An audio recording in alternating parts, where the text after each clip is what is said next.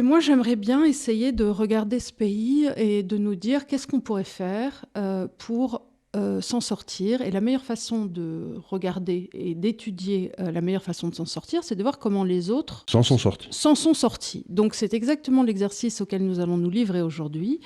Nous allons essayer de voir comment des pays voisins, en l'occurrence la Suède, qui était dans un marasme absolument forcené après des années de parti socialiste, Absolument. a pu se sortir d'une crise de la dette, d'une crise des financements aux entrepreneurs et a pu essayer de retrouver un dynamisme en quelques années. Parce qu'après tout, c'est pas parce que nous on échoue que les autres ne devraient pas réussir. Donc cette fois-ci, on va essayer de voir comment c'est-il qu'on fait pour s'en sortir, ma bonne dame. En tout cas, c'est certainement pas avec la taxe en augmentant les impôts. Ça, c'est la première des choses. Et je vais dire ça dès le départ, je ne connais pas un seul pays dans l'histoire qui se soit sorti d'une situation de surendettement en augmentant les impôts. Je ne connais pas, ça n'a jamais existé.